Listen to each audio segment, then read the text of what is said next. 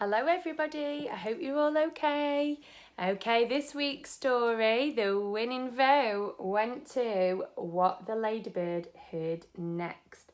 And I'm starting to think that your favourite author is also Julia Donaldson. You've all been doing some great voting, so well done everybody. So we'll make a start on today's story, What the Ladybird Heard Next. Now last week we also had What the Ladybird Heard. Okay. Let's make a start. So again, it's set on the farm. Once upon a farm lived a ladybird, and these are the things that she saw and heard. The cow in her shed, the horse in his stall, the cats who purred on the garden wall, the barn full of straw, the field full of sheep, the kennel where the dog lay fast asleep, the fish in the pond, the drake and the duck, the hive of bees and the heap of muck, the hog in his sty, the goose in her pen, and the coop which was home to the fat red hen. Now the fat red hen, with her thin brown legs, laid lots and lots of speckled eggs. But then, oh help! Oh no! Oh dear! Those eggs began to disappear. Each morning all the eggs had gone, and the animals asked, "What's going on?" "I'll find out," said the ladybird. So she flew, and she flew, and she saw, and she heard.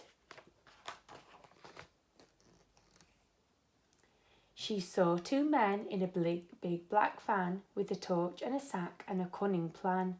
They were Hefty Hugh and Lanky Len, who had been to jail but were out again. Said Lanky Len to Hefty Hugh, "Let's steal another egg or two." But Hefty Hugh said, "Listen, Len, I vote we steal the fat red hen. We'll make our way to the chicken coop and scoop her up in one fell swoop. Just think of all those eggs she'll lay us, and all the money folk will pay us." And Len replied, "We'll soon be rich. It makes my fingers start to itch." Oh dear, that's not good, is it? The little spotty ladybird told the animals what she'd heard. "Hefty Hugh and Lanky Len are planning to steal the fat red hen." Oh dear, they all look a little bit worried, don't they? Then the cow said moo and the hen said cluck. Hiss, said the goose, and quack, said the duck. Nay, said the horse. Oink, said the hog. Baa, said the sheep, and woof, said the dog.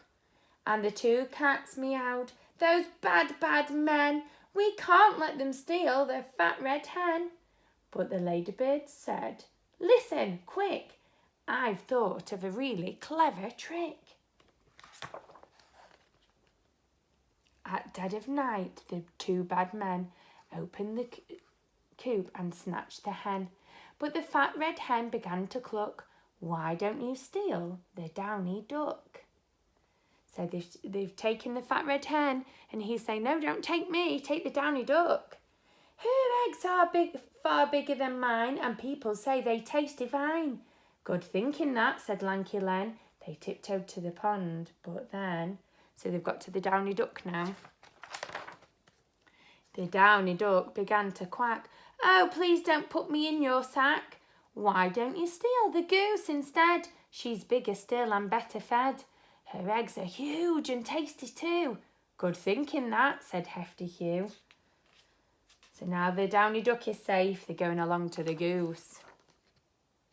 But when they tried to seize the goose, she hissed at them, "I'm not much use. Why don't you steal that great big bird, the super duper snuggly snared?" Have you ever seen one of these before? Now, do you think that might be the trick? "What?" said Len, and who said Hugh? The goose replied, "I thought you knew. She lays the biggest eggs of all. Each one looks like a rugby ball." So now the goose is set free, and they are telling Hefty Hugh and Lanky Len to go into there to look for the snugglest nerd. The duck joined in. She's friendly too. I'm sure she'd love to live with you. She'll put an end to all your cares. You'll soon be millionaires. "Where is this nerd?" asked Lanky Len. "Not far away," chirped in Len. in the hen. She lives inside that big brown heap. You'll find her there. She's fast asleep. So they're telling them to go in the big heap of muck. The two thieves laughed. We've got it made. Let's take turns with the farmer's spade. They dug, and Len said, boo, it stinks. And Hugh said, so do you. And Len said, where's the giant bird, the super-duper snuggly snared? She's rather shy, the goose replied. She must be hiding deep inside. So they're trying to trick them to go in further. So they dug a tunnel nice and deep. That's it, said Hugh. Now in we creep. I think we're nearly there, said Len. The snare will soon be ours. But then the heap collapsed and Hugh said, yuck, we're covered head to toe in muck. And Len complained, there is no snare.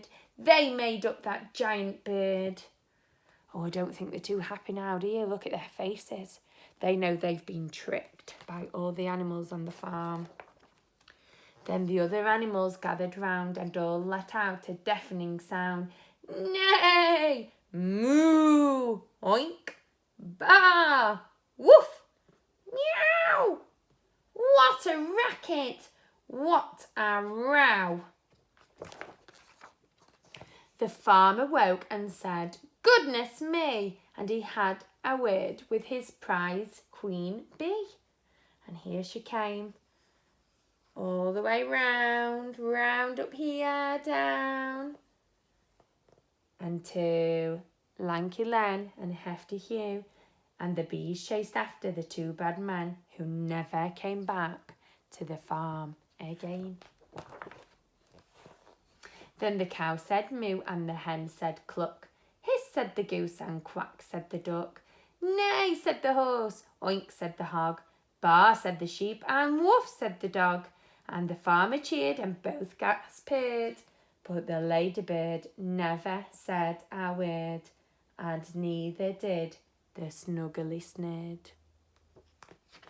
I hope you enjoyed that story. I'll see you again soon. Bye-bye.